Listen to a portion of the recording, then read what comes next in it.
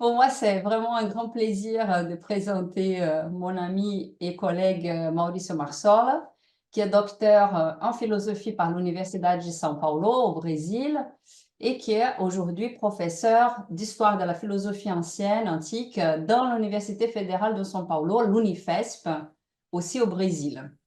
Alors, il a publié... Alors, un instant, pourquoi je ne me vois pas? Est-ce qu'il a un souci? Non. Alors, il a publié en 2015 les livres sur le bonheur, intitulés Felicidade, par la maison d'édition Martins Fontes, et en 2018, Estratégias antignósticas nos escritos de Plotino, par la maison d'édition Anna Bloom. Et actuellement, il prépare, entre autres, parce qu'il y en a trois, mais je vais citer peut-être celui qui va sortir le plus vite, le volume sur les types d'hommes, l'éthique et l'anthropologie de Platon à Plotin. Donc, je voudrais encore remercier de l'avoir accepté de participer à notre webinaire. Et sans plus tarder, je te donne la parole, Maurizio. Merci beaucoup, Luciana. C'est un plaisir pour moi aussi. J'ai beaucoup remercié cette invitation et aussi de pouvoir participer de ce groupe de recherche et aussi de ces discussions très intéressantes. Bien, je vais présenter un texte qui c'est un premier esquisse d'une recherche, dans le contexte d'une recherche sur les divers sens de la vie chez Plotin. Et je pars du traité 46, où Plotin fait une critique à Aristote, mais cette critique Plotin reprend les termes d'Aristote pour critiquer les propres Aristote, où il introduit la notion d'homonymie de la vie. La vie se dit en divers sens, et donc la discussion, évidemment, dans le traité 46, c'est sur le bonheur. Donc, les bonheurs doivent être étendus à tous les êtres vivants, pas seulement à l'être humain, comme chez Aristote, mais à partir de cela, on a toute une réflexion sur l'homonymie, la catégorie de l'homonymie de la vie, et après ça, un sens plus étendu de la vie. Et je vais à d'autres traités et pour interroger les textes de Plotin sur la manière comment on peut comprendre la vie comme un principe et les divers niveaux de la vie. Bien. Si on interroge les textes de Plotin sur la notion de vie, dans les divers contextes, un des derniers textes, selon l'ordre chronologique des traités, les traités 46 en 4, dans un contexte considérablement différent, présente une discussion sur la question de la vie comme principe dans les tableaux d'une critique qui se dirige à Aristote, surtout dans les 3 premiers chapitres. Le point de départ qu'il trouve ici est l'interrogation typique des divers types traités où Plotin commence par une question, comme dans les traités qui est du point de vue chronologique proche, les traités 45 sur l'éternité et le temps. Qu'est-ce que c'est le temps, par exemple, à laquelle se suite un développement doxographique et zététique des recherches et d'interrogations des textes aussi des autres philosophes. Dans le traité 46, est aussi une question venue d'une discussion antérieure qui est mise en discussion avec la perspective aristotélicienne. Ça veut dire qu'est-ce que c'est to euzen, to eupraten, to eudaimonen. Ça veut dire qu'est-ce que c'est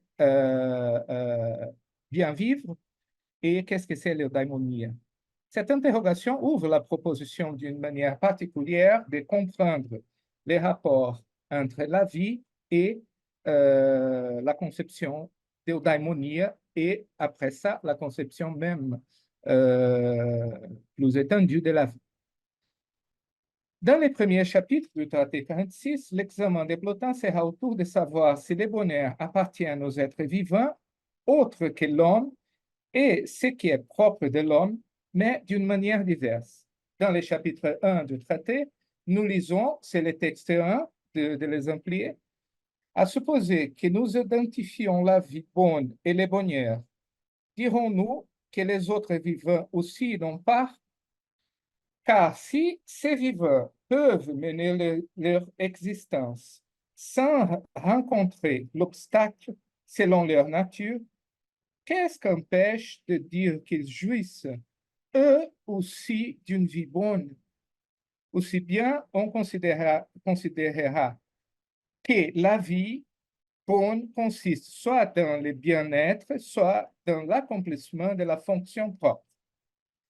Et dans les deux cas, elle appartiendra également aux autres vivants, car ils sont susceptibles d'éprouver du bien-être lorsqu'ils exercent leur fonction conformément à leur nature. C'est ce que montre précisément l'exemple des animaux qui produisent des sons harmonieux.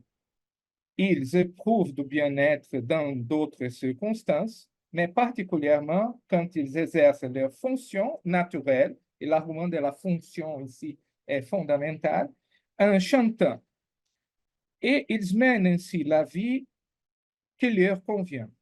De surcroît, si nous posions que le bonheur est une fin, c'est-à-dire le terme auquel aspirent les désirs qui leur est naturel, nous devrions là aussi accorder le bonheur à ceux qui ont atteint ce terme. La nature qui est un nœud s'arrête à ce terme vers lequel ils se dirigent, après avoir traversé toute leur vie et l'avoir remplie du début à la fin.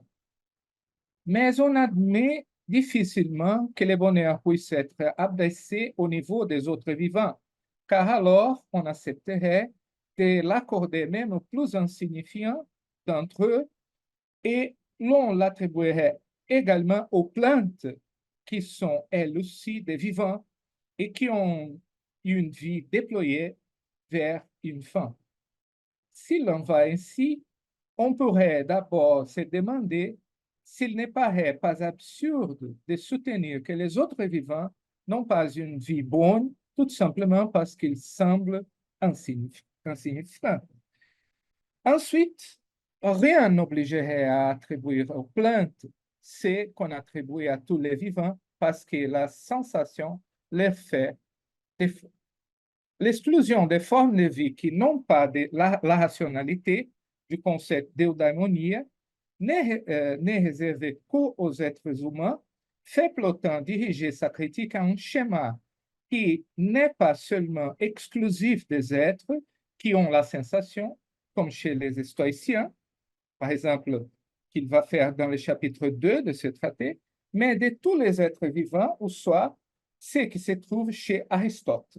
Dans l'éthique à Nicomaque, en 7, l'exposé précédent à la définition d'eudaimonia, articulé au argument de la fonction, dans cet exposé, Aristote dit que vivre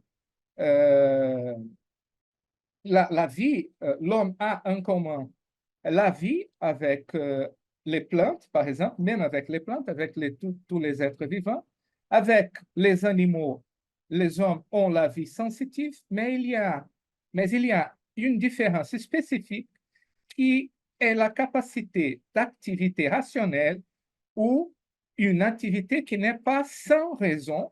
La fonction propre de l'humain est une certaine forme de vie, une activité de l'homme selon la vertu, et la vertu plus parfaite et finale dans une vie complète. Ça, c'est la définition très connue là-bas dans ce contexte de l'éthique à Nicomaque. Dans ce sens, l'affirmation selon laquelle tous les vivants peuvent être heureux suscite, selon Plotin, une résistance parce qu'elle revient à attribuer les biens qui est considéré comme le plus haut qui soit à des êtres qui n'ont pas la fonction vitale la plus élémentaire. Si la vie bonne, to euzoia, est acceptée comme constitutive de l'eudaimonia, les termes connexes eupatheia et ergon oikeion, la fonction propre, ainsi que kataphys et nergon, fonctions naturelles doivent être aussi acceptées. Cela a pour résultat l'inclusion de tous les êtres vivants dans la définition du bonheur, puisque chacun peut avoir une sensation agréable ou poursuivre une fonction qui lui est propre, comme les oiseaux ou les plantes qui, suivant les textes, peuvent éprouver du bien-être ou non, comme de donner des fruits ou de ne pas en donner. Les plantes et les animaux peuvent satisfaire les critères basiques pour vivre des vies propres à leur nature et vivre d'accord ses propres fins. Donc, si on est cohérent avec l'argumentation aristotélicienne, on doit étendre le sens de l'attribution de l'eudaimonia à tous les êtres vivants. Donc, il n'est pas raisonnable de nier l'eudaimonia si l'eudaimonia peut être trouvée dans la vie en général. Et ici, on a l'essence de la vie que Plotin reprend, de la vie en général. Dans les chapitres 3 à 4, Plotin va argumenter qu'il y a divers degrés de vie ayant divers degrés de bonne vie. Mais le bonheur parfait sera la vie de la vie par excellence, l'intellect, et de celui qui peut s'unir à cette vie par moyen de l'intellect.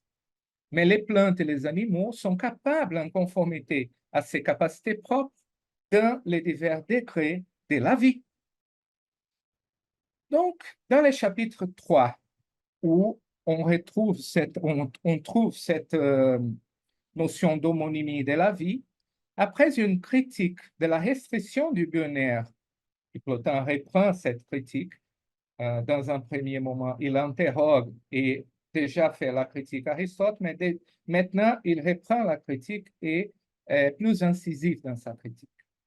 Après une critique de la restriction du bonheur aux êtres qui ont la faculté de la sensation dans le chapitre 2, en visant dans ce contexte surtout les positions stoïciennes, au-delà d'Aristote et des épicuriens, Plotin ouvre le chapitre 3 avec une mise en ordre aussi caractéristique de la structure générale de ces traités, aussi présent dans les traités proches 45 et après 47-48, donné par l'expression exarches suivie de typoté. Typoté toeodaimonen. Il faut recommencer, dit Plotin, l'investigation et formuler la question à nouveau. Cette expression exarches suivie de l'interrogation est toujours caractéristique de la fin d'un examen critique des prédécesseurs et d'une nouvelle reprise d'une expression de Platon. Par exemple, dans le traité 45, Plotin reprend la phrase de Timée dans la discussion sur le temps est image de l'éternité. Mais ici, dans ce traité, par contre, il n'y a qu'une reprise générale de ce que Plotin comprend d'être la position platonicienne tournée contre les prédécesseurs en question. Ça veut dire Aristote, les stoïciens, les épicuriens, mais maintenant surtout Aristote. Il y a un mouvement dialectique depuis une expression de dialogue platonicienne, mais avant une remarquable lacune logique dans la perspective aristotélicienne telle comme interprétée par Plotin. Ça veut dire Aristote n'est pas suffisamment cohérent avec sa propre argumentation. Dans la continuation de ces textes, donc, nous lisons les textes, c'est les textes 2. Posons que le bonheur se trouve dans la vie. Si nous supposions que vivre s'applique de la même façon à tous les êtres vivants, alors nous admettrions que tous les êtres vivants connaissent le bonheur. Nous soutiendrons que ceux qui sont pourvus de cette seule et même disposition, que par nature, tous les vivants sont portés à posséder une vie bonne, un acte. Et nous accorderions à l'être rationnel la capacité de mener cette vie pour la refuser à celui qui est privé de raison.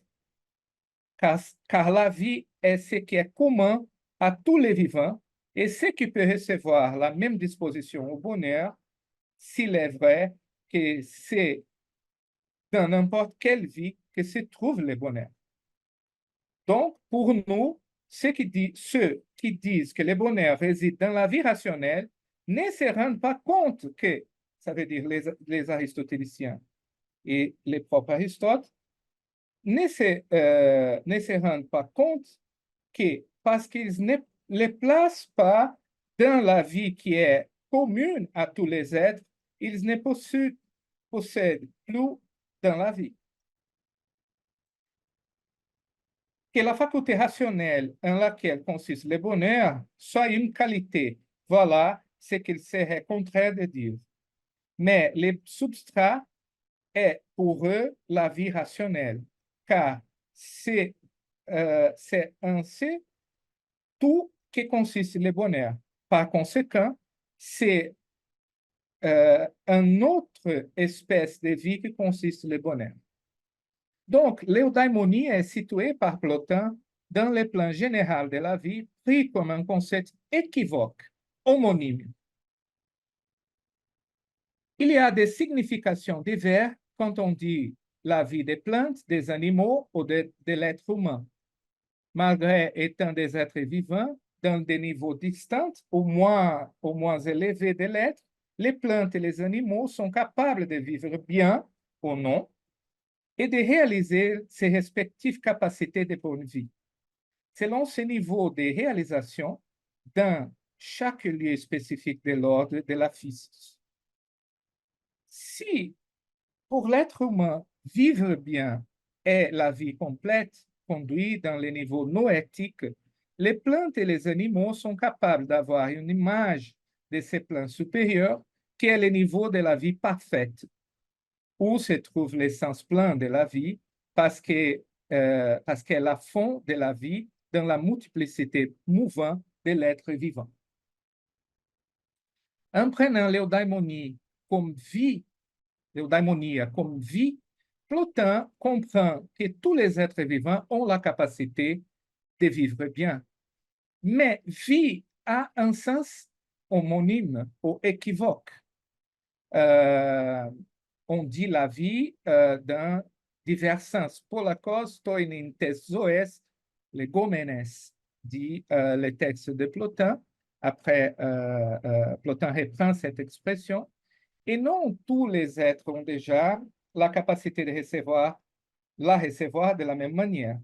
Or, Plotin vient d'étendre le concept de l'eudaimonie à tous les êtres vivants comment donc on peut comprendre quelques restrictions dans le sens de l'eudaimonie. Bien que tous les êtres procèdent de l'un par l'effet du terme vie, non pouvoir être compris de la même manière, il y a des degrés de la vie et, dans un sens plus strict, seulement les êtres qui vivent la vie du nous ont l'eudaimonie, comme sera dit depuis le chapitre 4 du même traité 46. Mais de la même façon qu'il y a des degrés de l'être dans la nature, aussi il y a des degrés de vie et de bonheur.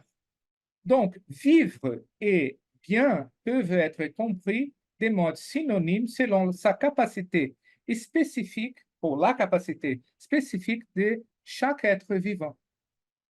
Dans un sens plus large, le bien vivre est donné à tous, donné à ce qu'il y a du bien. Ça veut dire il y a du bien de chaque chose. La capacité, la dynamisme, que Plotin dit, la capacité d'être de l'être vivant. Ici peut être compris comme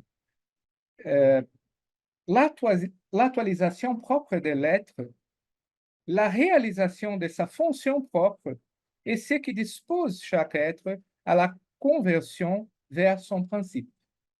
Cette complexité de la capacité de la vie est aussi lié à la notion de contemplation, de théorie, comme production, qui sera énoncée dans les traités 30, sur lesquels nous reviendrons. De cette façon, il est dit dans les traités, dans d'autres traités, comme les traités par exemple 28, Plotin dit, sur ce discours, on doit considérer que différents êtres dans le tout vivant ont des différentes manières de vivre. Et aussi, dans un traité proche, au traité 46, dans le traité 47, Plotin compose une liste de divers degrés possibles de vie en disant que chaque être cherche son bien comme fin et le fait selon la mesure de sa capacité propre. Il n'est pas correct de demander des réalisations égales pour des choses qui sont différentes. Plotin ici reprend la notion platonicienne de proportionnalité propre de la réalisation de la fonction. Et donc, sur cette argumentation de la réalisation de la fonction propre de chaque être, Plotin reprend Platon pour critiquer cette perspective aristotélicienne. Encore dans le texte du chapitre 3, dans les lignes suivantes, il y a une nouvelle mention des êtres irrationnels. L'objection plotinienne, la thèse aristotélicienne de la restriction est donnée par la question de comment se posent les rapports to euthein et to eudaimonen, qu'on trouve dans la première ligne du traité déjà, la première ligne du traité 46. Pourquoi, c'est la question de Plotin, parler en rationalité comme un élément d'exclusion du bien à la vie? La vie est un concept qui inclut soit les biens vivre, soit le bonheur. Ici, ta zoa, les êtres vivants, doivent être compris comme tous les êtres vivants et non seulement les animaux, comme par exemple, il y a quelqu'un qui traduit ici ta zoa seulement dans ce sens. Le sens inclusif de Tazoa est déjà donné dans les lignes 1, 16, 20, 24 et 25, qui incluent tous les êtres qui ont la vie. Si le problème est la fonction propre de l'homme, qui est la capacité rationnelle, Plotin dira que la fonction première est la vie comme genre, de laquelle les autres sont espèces. Donc, c'est une articulation, disons, logique proprement dans le sens aristotélicien. Plotin reprend ici. Elle est une attribution soit des êtres rationnels que des irrationnels, et si l'eudaimonie existe dans la vie conçue de manière générale, tous les êtres vivants sont capables de l'avoir d'une certaine manière. Ici, dans le chapitre 3, Enzoe Tini, la simple vie, quelques vies, cette vie, simple life, comme traduit par exemple McGroarty dans son commentaire. L'inclusion de la vie des plantes est aussi un point de départ commun, toujours que Plotin expose les structures, dans les structures hiérarchiques du monde, depuis d'un sens plus élémentaire de la vie, en sa fonction de nutrition et croissance. Et Plotin continue en disant que la restriction de l'eudaimonie à la vie rationnelle est la disposer comme une qualité de la vie et non dans la vie en soi-même. Plotin comprend qu'il est seulement dans la totalité de la vie qu'on peut situer l'eudaimonie. La situer dans la vie rationnelle est la limiter soit à un niveau ontologique inférieur, parce que les vraies totalités de la vie est dans les nous, dans l'intellect, et c'est le premier sens de la vie, soit à une restriction au sens général de la vie, qu'incluse vie de toutes les êtres vivants, tazoa. Dans ces contextes, il n'y a pas pourquoi comprendre le chapitre 3 comme un pas de préparation à une noétique restrictive ou à une contradiction de Plotin. Ça veut dire, il dit eudaimonia comme vie et après eudaimonia comme vie du nous. Non, sont des divers degrés de l'eudaimonia, mais ce qui m'intéresse sont des divers degrés de la vie. Le terme vie est employé comme une homonymie dans laquelle la vie commence dans l'intellect et se redouble dans un ensemble continu d'images. L'articulation aristotélicienne est reprise pour penser une échelle platonicienne entre les sensibles et l'intelligible, mais comme une continuité dans les termes d'antériorité et postériorité. Plotin mise en action un tournant d'Aristote vers une position platonicienne, comment déjà noté, par exemple, a déjà noté Blumenthal, par exemple, qui dit forced Aristotle back into the service of Platonism. Dans les lignes 17-22, encore du chapitre 3, Plotin dit, c'est le texte 3. Or, nous employons ces termes non pas où il s'agirait du résultat d'une division rationnelle, mais au sens où nous prétendons qu'une chose est antérieure et l'autre postérieure. Oui, donc que la vie s'est dit en plusieurs sens et qu'elle a une signification différente selon qu'elle s'applique à ce qui est premier, à ce qui est second, et ainsi de suite. Et que vivre s'est dit par homonymie, selon qu'il s'agit d'une plante ou d'un être privé de raison, la différence entre eux tenant à la clarté et l'obscurité, il est évident qu'on peut tenir un raisonnement analogue pour la vie bonne aussi.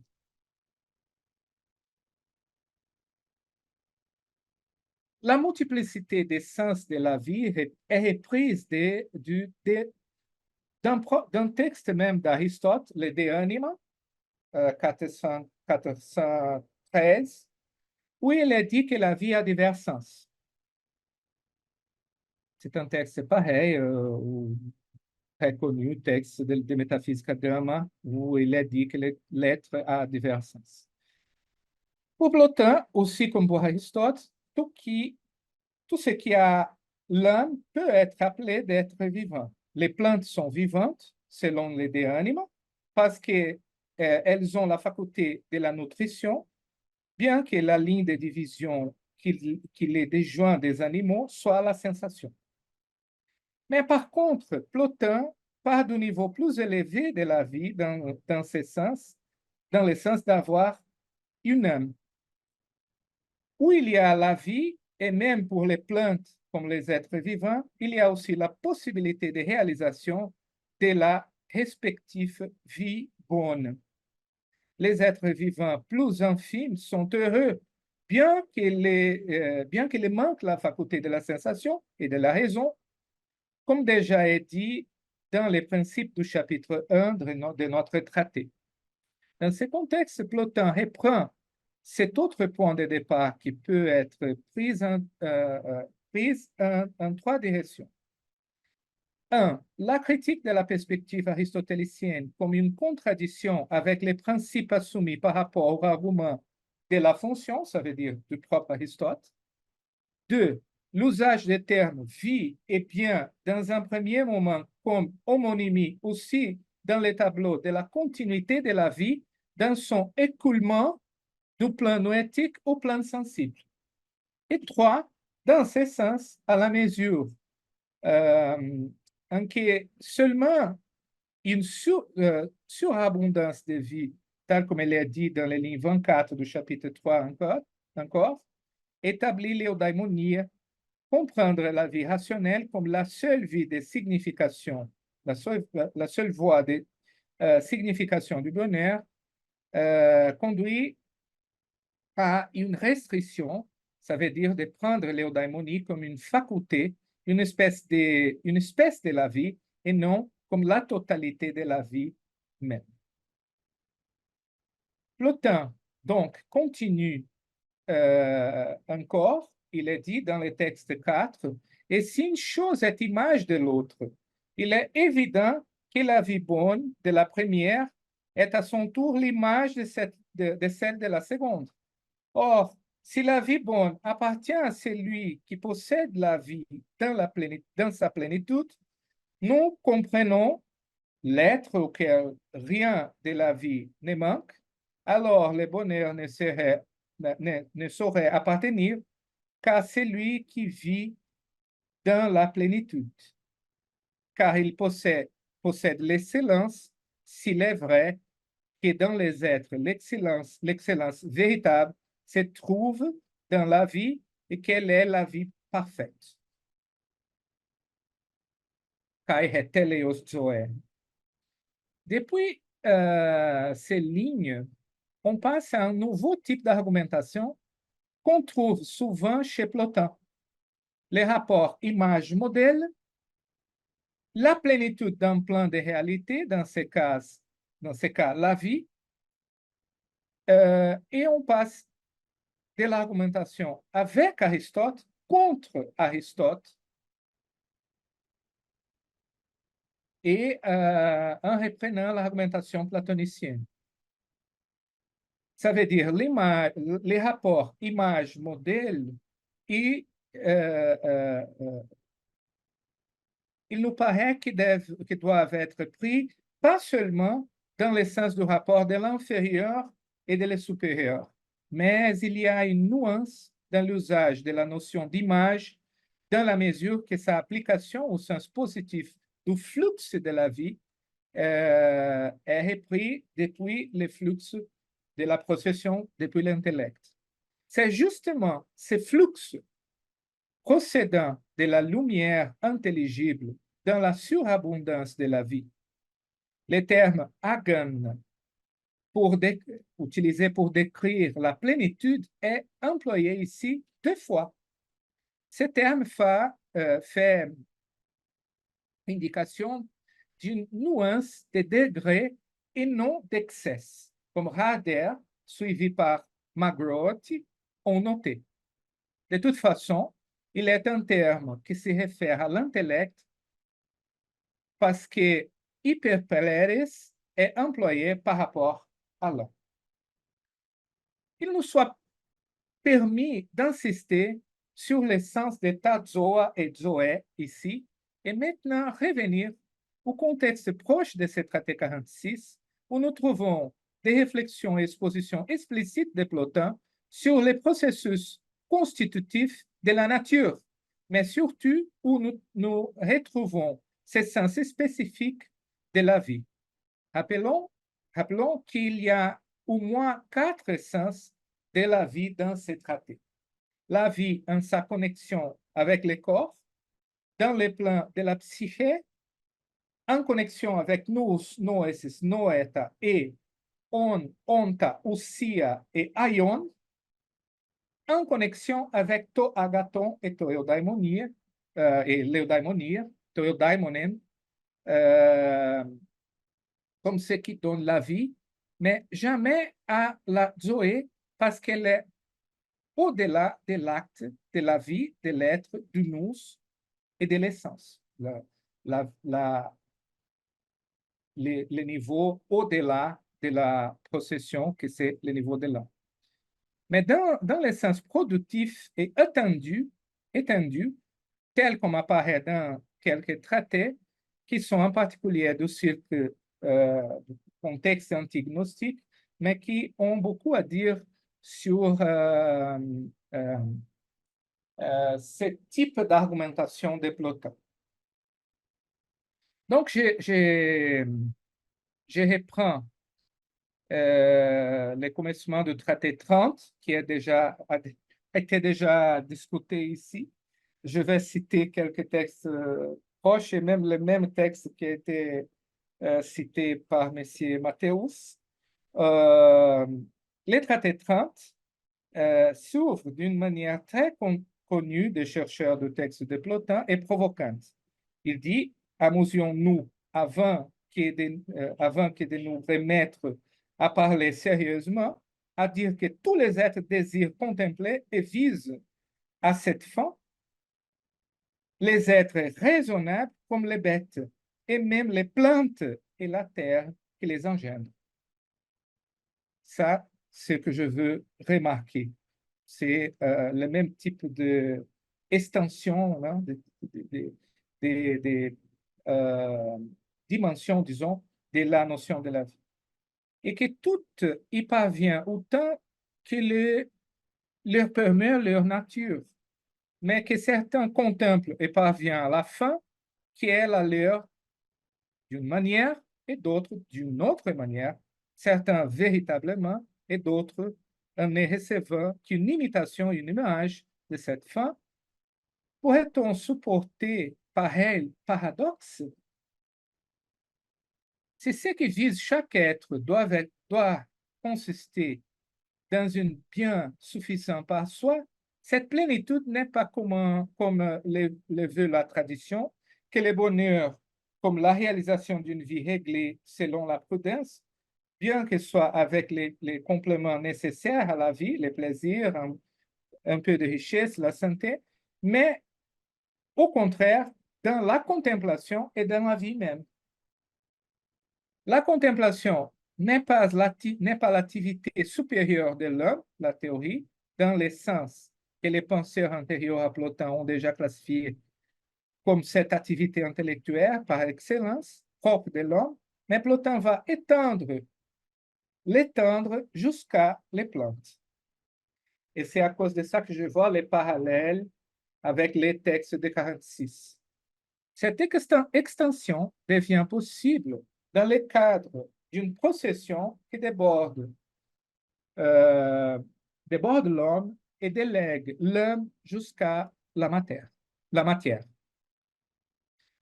Les produits de la nature relèveront d'une activité théorique dans la mesure où même les fonctions plus élémentaires de l'homme ne sont pas dépourvues de raison. La contemplation est production, comme nous savons chez Plotin. Or, les formes de vie, ce n'est pas la contemplation, ma question, mais la contemplation par rapport à la vie. Or, les formes de vie qu'on dit les moins, qu'on dit les moins raisonnables manifestent encore une raison dans sa disposition productive, dans les processus de la nature, en son flux vif. L'hiérarchie de vie est aussi une hiérarchie des pensées, et comme tout est vivant, la pensée s'étend jusqu'à la nature la plus brute, végétale ou minérale. Dans le chapitre 8 du même traité, Plotin fait une comparaison pour montrer comment c'est possible de penser dans la vie comme une unité dans un processus de procession et retour ou principe, mais pas avec une division sensible, intelligible, qui coupe le bonheur de certaines formes de vie. C'est le texte 5, la contemplation part de la nature, dit Plotin, pour remonter à l'âme. Puis de celle-ci vers l'intellect, et puisque les contemplations deviennent toujours plus appropriées à ceux qui contemplent, qu'elles s'unifient à eux, et puisque dans l'âme sage, les objets connus tendent à s'unifier au sujet de la connaissance dans la mesure où ils s'efforcent d'atteindre l'intellect, il s'ensuit clairement que dans l'intellect, ce qui pense et ce qui est pensé forment d'emblée une unité. Non par appropriation, comme il en va pour l'homme la meilleure, mais du fait que la réalité est parce que être et penser, c'est la même chose, la citation de Parménide, car il n'y a plus telle chose ou telle autre. Et c'est dans ce sens que je trouve que l'intellect comme tout, comme totalité, est aussi pensé dans le traité 40 sur la connaissance des sens. de soi, le traité 49. Euh,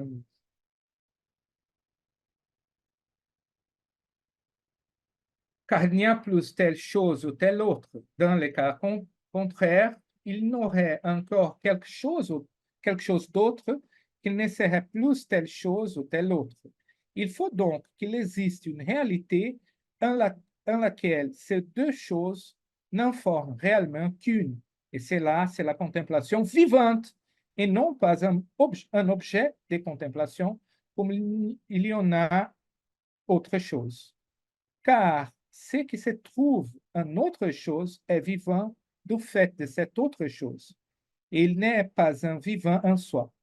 Ainsi, si un objet de contemplation ou d'intellection doit avoir la vie, ce doit être une vie en soi et non pas une vie végétative, ni une vie sensitive, ni la vie qui appartient au reste de l'homme.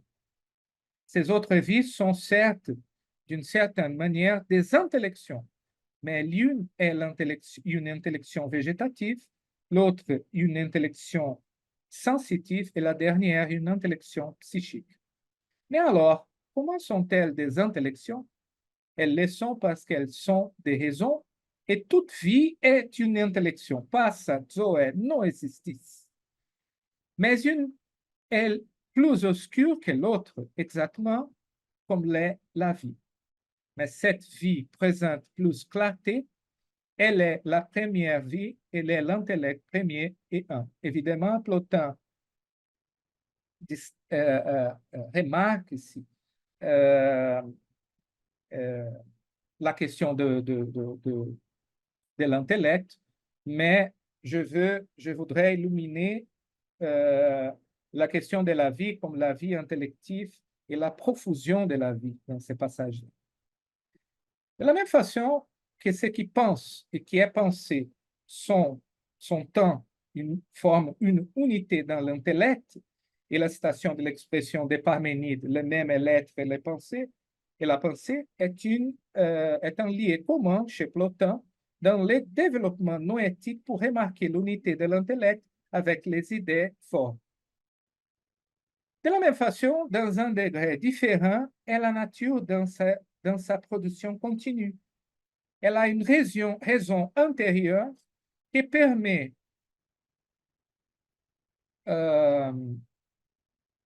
elle a une raison intérieure qui permet de penser dans une intelligence qui va du supérieur à l'inférieur, produit, et de l'inférieur produit à son producteur, à la mesure que celui-ci, en préservant les traces de la cause qu'il a engendrée, revient à elle continuellement. Chaque être de la nature n'est pas délié de ce qui les précède, mais s'y rapporte. Donc, l'intelligible se déploie continuellement jusque dans le corps. Et la nature n'est pas une force aveugle dépourvue de raison, comme parfois veulent quelques stoïciens, selon Plotin, mais elle est bien une puissance de l'âme. Tout contemple et toute activité, soit productrice, soit pratique, est une forme de contemplation. La contemplation est donc une activité par laquelle l'ensemble de la réalité est constitué dans un processus qui permet d'expliquer la genèse de la réalité et aussi comment chaque réalité se détermine elle-même et engendre selon ce qu'elle contemple une réalité produite parce que toute production est l'effet d'une contemplation. C'est comme l'imitation d'un paradigme et les rapports entre l'image et les modèles. Or, contemplation est une perception qui conçoit son objet en produisant une imitation de cet objet, même s'ils sont des images imparfaites. La production ainsi comprise est une production d'intelligibilité, mais de vitalité.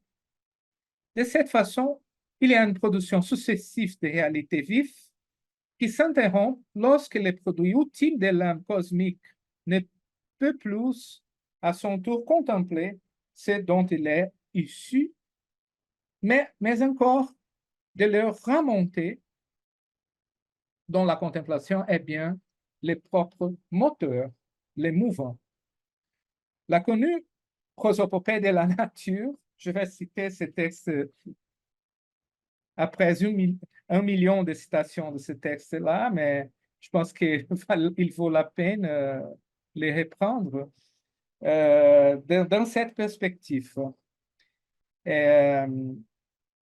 La prosopopée de la nature, qu'on lit dans le chapitre 4 du même traité 30, offre d'une autre manière cette idée de la forme dont la nature produit en contemplant. C'est le texte 6, que ce qui naît, c'est le résultat de ce que je vois en silence. C'est un résultat de contemplation qui est naturellement engendré. Et que moi, je suis né d'une telle contemplation, il se trouve que j'ai pour nature d'aimer contempler. Et ce qui, en moi, contemple, produit les résultats de ma contemplation, tout comme les géomètres tracent leurs figures pendant qu'ils contemplent. Moi, certes, ce n'est pas alors que je trace des figures, mais c'est alors que je contemple que les contours des corps apparaissent comme s'ils tombaient de moi. C'est ainsi qu'il m'arrive ce qui arrive à ma mère, comme à ce que m'ont engendré. Car eux aussi sont les résultats d'une contemplation, et ma naissance a eu lieu sans qu'ils aient fait quoi que ce soit, mais c'est parce qu'ils sont des raisons supérieures que se contemplent elles-mêmes que je suis né.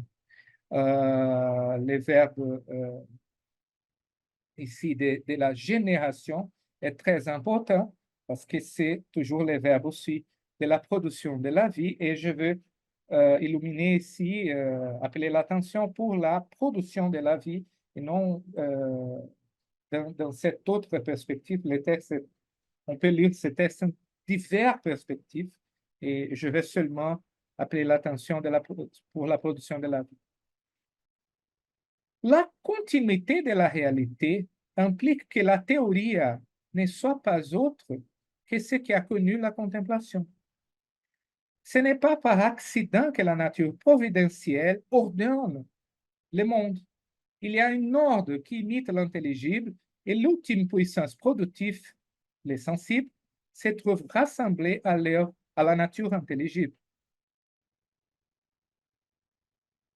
La production du monde par l'homme est donc indéfectible parce que sa contemplation est constante. Elle est convertie constamment vers les formes.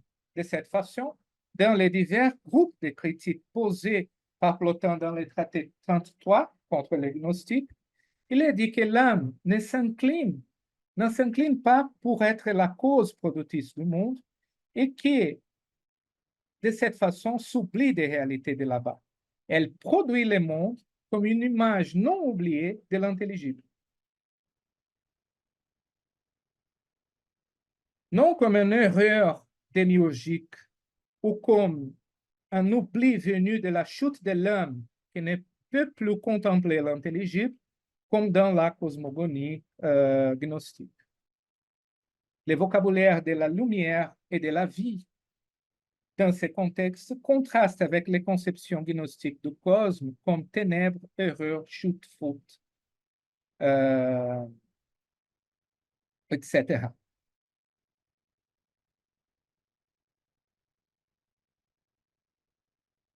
Dit Plotin aussi dans les chapitres 3, dans les groupes de critiques cosmologiques dirigés aux gnostiques, ainsi, puisqu'elle, l'âme, est toujours illuminée et qu'elle possède la lumière continuellement, elle en fait donc aux choses qui viennent à sa suite.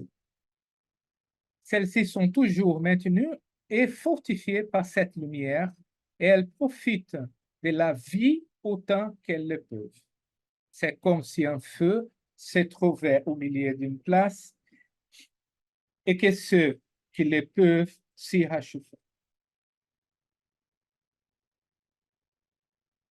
Bien sûr, ce feu est limité, dit Plotin, mais lorsqu'il s'agit de puissances qui ne sont pas délimitées ni séparées, des réalités véritables, nous ne pouvons pas, ils ne pouvons pas exister sans que rien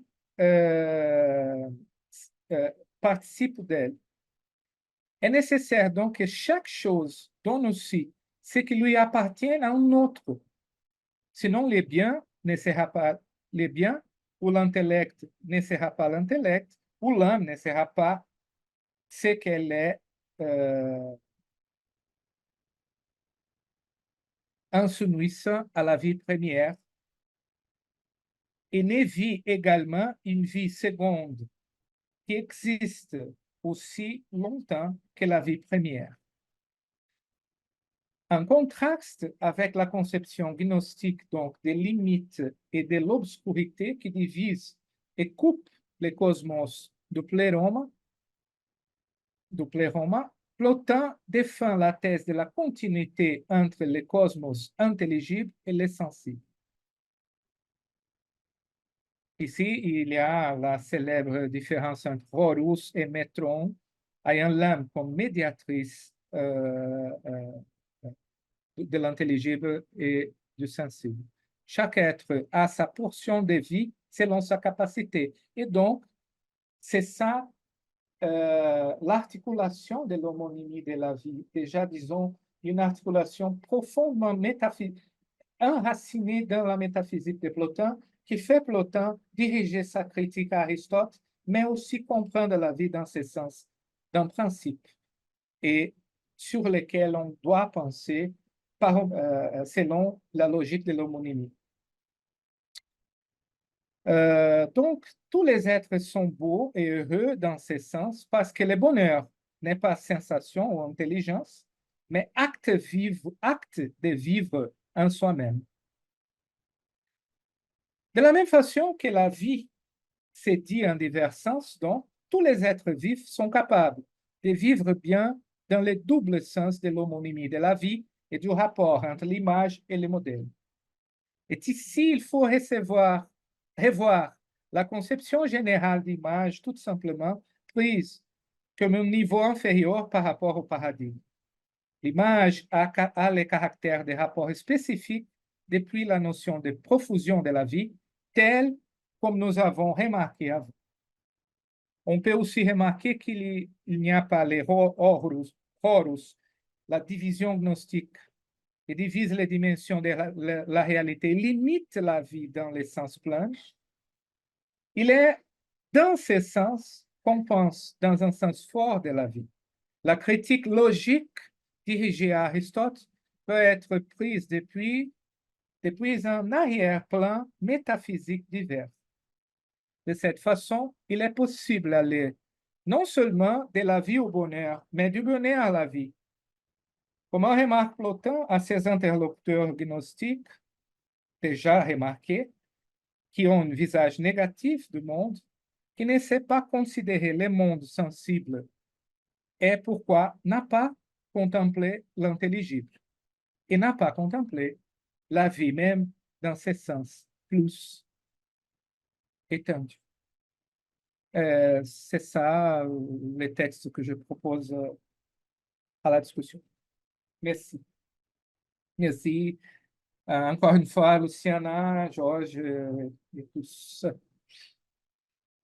Merci beaucoup, Maurizio, par ce texte qui nous fait vraiment réfléchir. J'ai quelques questions, mais je vais peut-être d'abord laisser la salle, celle-là des questions pour ne pas accaparer la discussion. J'attends, sinon je pose ma question pendant que les autres réfléchissent. Alors, en t'écoutant, c'est que je comprends, je vais faire court, hein, si j'ai bien compris. On a cette vie suprême qui serait la vie de l'un, on va dire, le bonheur suprême qui serait celui de l'intellect, mais qui vient, quelque sorte, de l'un. Et ça arrive dans toutes les vies qui se succèdent. Donc, on pourrait dire que toutes les vies ont droit au bonheur, ou peuvent accéder au bonheur, ou peuvent être potentiellement heureuses. Du coup, Même les plantes, dit Plotin, même les plantes. Même les les, plantes. Donc, les végétaux. ton observation à la fin, alors, et là, je profite qu'il y ait Jean-Daniel dans la salle, parce qu'on entend toujours parler du pessimisme des gnostiques. Ça irait complètement contre cette idée qu'il faut, qu'on peut être déconnecté du monde, qui d'ailleurs, c'est une critique qu'il va le faire à la fin du traité 33. Il va dire, il faut qu'on respecte ce monde, qu'on soit dans ce monde. Mais je ne connais pas assez le texte, et Jean-Daniel sans doute le connaît, c'est quels sont les textes qu'on peut parler de bonheur, de comment on accède au bonheur chez les gnostiques, et du moment où il y a cette chute, c'est ça la question qui me vient. Et je voulais faire simplement deux autres petites questions parce que j'ai trouvé ces deux terminologies très intéressantes, celle de la Theoria zosa, la contemplation vivante, et de la Philotheamona, l'aimer contempler, j'aime contempler. Est-ce qu'il y a beaucoup d'autres occurrences dans ta connaissance, dans d'autres traités? Voilà, c'est ça mes observations. Merci, Luciana.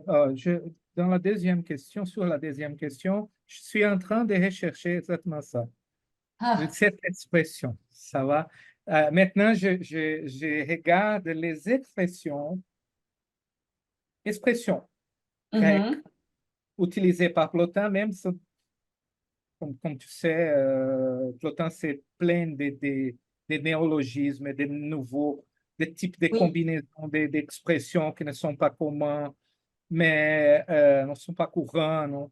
oui, Et donc, je voudrais rechercher exactement ça. Parce que la première phase de la recherche était ça, voir comment le niveau de la vie, comment on peut penser vraiment dans cet argument de l'homonymie de la vie. Je ne pense pas, Plotin l'utilise dans un contexte proche de la critique à Aristote des traités sur les genres de l'être, non? Qui c'est une critique lourde d'Aristote, mais de toute façon, il reprend les catégories aristotéliciennes pour le monde sensible. Mais il y a une catégorie, il y a une homonymie, pas de l'être, mais de la vie, qui peut s'étendre à tous les êtres et à toute la réalité. Et donc, je pense, bon, au moins mon hypothèse, c'est cette thèse est formulée par Plotin dans un contexte général anti-aristotélicien, mais elle est déjà préparée dans les textes antérieurs, depuis déjà les traités, surtout depuis les traités 30. On les trouve ça. Et je vais rechercher maintenant les expressions exactement, qui sont des expressions très différentes. Et je ne sais même comment traduire ce type d'expression. Zoé, Zoé, Tazo, bon, euh, c'est pas si facile de traduire hein, toujours, parce que dans les contextes plotiniens, ça a beaucoup de nuances. Et donc, c'est ça, mais c'est très bon là, que tu m'appelles l'attention pour ça, parce que c'est exactement ça que je pensais. Alors, sur les concepts de bonheur, et s'il y a un sens positif, ces Plotin exagère sur les gnostiques. Moi, je sais pas. Il faut vraiment l'aide de Chantaniel parce que moi j'ai la vision de Plotin. Non? Ça veut dire, je connais les gnostiques par Plotin. Ça veut dire, je vais au texte des gnostiques déjà avec ce regard plotinien. Donc, c'est déjà un regard complètement vide, complètement tendancieux, complètement. C'est pas bon. C'est pas bon pour lire les gnostiques dans ces textes même. merci. Ben, je donne la parole à Jean-Daniel. Tu me verras savoir pour la recherche du vocabulaire, ça m'intéresse vraiment. Mais je n'ai pas une réponse à l'ensemble des questions posées, hein, mais je voudrais simplement souligner un autre élément dans la façon dont les gnostiques font de la philosophie. Tout le monde s'accorde à dire que les gnostiques font de la philosophie à partir de la Bible. On l'a vu tout à l'heure dans la discussion sur l'utilisation du tétragramme. et, et la discussion sur eimi, ego eimi, etc. Pour la question que tu poses, il me semble qu'il faut tenir compte de la façon dont les gnostiques les plus philosophes faisaient l'exégèse du prologue de l'évangile de Jean. Le premier verset du prologue de l'évangile de Jean porte sur la relation entre le Logos et Dieu. Et au verset 3, il y a un problème majeur qui n'est pas encore réglé au niveau des versions bibliques qui circulent au IIe siècle. Si on prend une Bible traditionnelle qui rend compte en fait du texte biblique tel qu'il a été normalisé au IVe, Ve siècle, au verset 3, il est dit que rien, ouden, de ce qui a été créé n'a pas, rien de ce qui a été créé n'a pas été créé par le Logos. Et donc, la question est de savoir qu'est-ce que c'est que ce ouden. Malheureusement, au IIe siècle, quand les gnostiques discutent de ce passage, le ouden est en fait compris comme faisant partie du verset 2. Et donc, le problème, c'est rien n'a été créé sans le Logos, ou rien de ce qui a été créé sans le Logos. En clair, derrière cette ambiguïté du texte biblique se pose justement comment comprendre la cosmologie. Et donc, toute la discussion qu'on a eue cet après-midi sur la place de la nature par rapport à ce qu'elle reçoit pour faire sa géométrie des êtres vivants, c'est une question qui est au cœur même de l'interprétation gnostique du prologue de l'évangile de Jean. En clair, il y a une ambiguïté certaine du texte du prologue de l'évangile de Jean, et les textes gnostiques sur lesquels on peut se fonder pour essayer de comprendre comment les gnostiques comprennent la chute du plérome. Moi je dirais, c'est dans le traité tripartite du Codex Nag Hammadi qu'on a les meilleures explications. Mais ça, c'est aussi un débat que j'avais eu en ce temps-là avec Philippe Hoffman. On ne peut pas dire que tous les gnostiques n'ont pas une certaine compréhension du bonheur.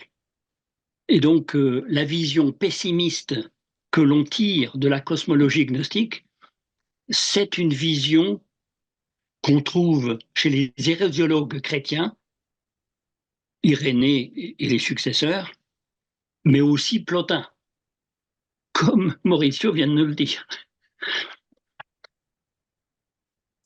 Absolument d'accord, absolument d'accord. Il y a beaucoup de parallèles. Irénée, Plotin, la même chose. Ouais. Je ne sais pas si, bon, mais on peut tracer ces parallèles parfaitement. Même, par exemple, les contrastes, obscurité, clarté, lumière, tout à fait. C'est toujours comme ça. Oui, oui. Et précisément, la lumière est dans le prologue de l'évangile de Jean. Hein. La vie est dans ce que crée le Logos, mais la vie, c'est aussi la lumière. Et donc... Et je ne sais pas, mais ici aussi, il y a des concurrences des exégèses de Timée, non? Ça veut dire une exégèse, un modèle d'exégèse de Timée, un autre modèle, et aussi pour au regard de l'exactitude du démiurge. Oui. Alors, je n'ai pas assez de compétences pour le dire comme ça en deux, trois phrases.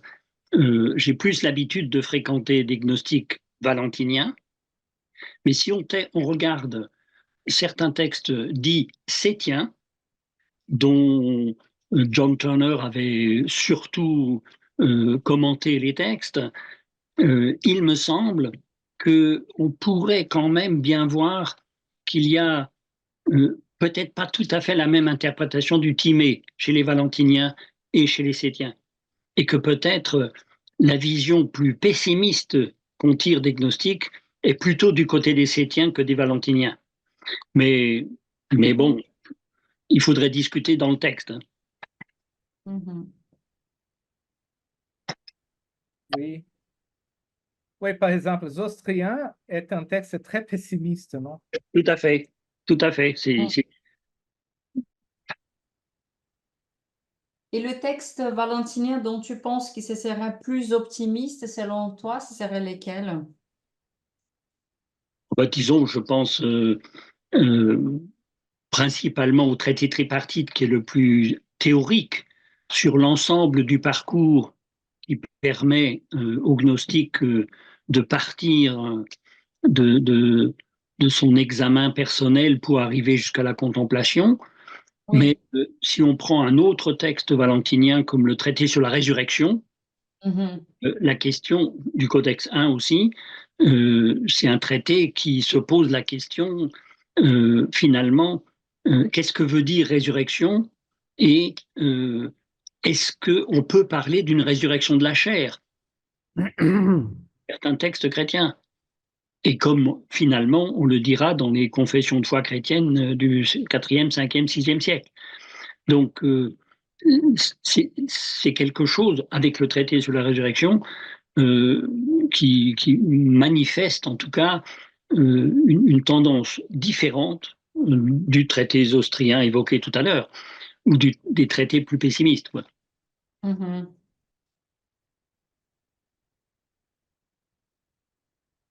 L'évangile de vérité peut-être aussi pourrait être toujours avec ça, pourrait être aussi repris comme ça.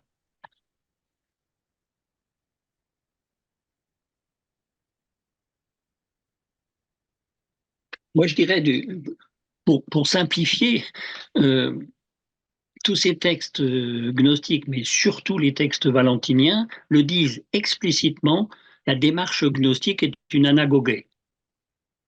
Et donc, tout le monde n'arrive pas jusqu'à la béatitude parfaite, mais il faut conduire les initiés progressivement vers la découverte du bonheur qui est quand même accessible dès ici-bas et non pas dans l'au-delà. Ça, c'est quand même une perspective optimiste, entre guillemets, qui ne correspond pas toujours à ce que disent les hérésiologues sur les gnostiques ou Plotin sur les gnostiques. Non, dans ce sens, on est très proche de Plotin. Oui, tout à fait. Tout à fait. C'est presque la même perspective. Non, mais c'est tout le débat avec les traités tripartites, parce qu'ils vont dire, oui, c'est proche de Plotin, parce que c'est postérieur à Plotin, vous voyez. Oui, je sais, ça c'est mon autre débat avec mon cher ami Thomasen. Mais si je laisse ce débat de côté, je dirais presque pour ironiser un peu, cette proximité de certains gnostiques avec Plotin, c'est peut-être aussi une découverte qu'on a faite sur les textes gnostiques de ces 20 ou 30 dernières années. Les gnostiques, et je dirais aussi bien valentiniens que sétiens, sont peut-être un peu plus philosophes qu'on ne l'a vu jusqu'à présent. Tout à fait.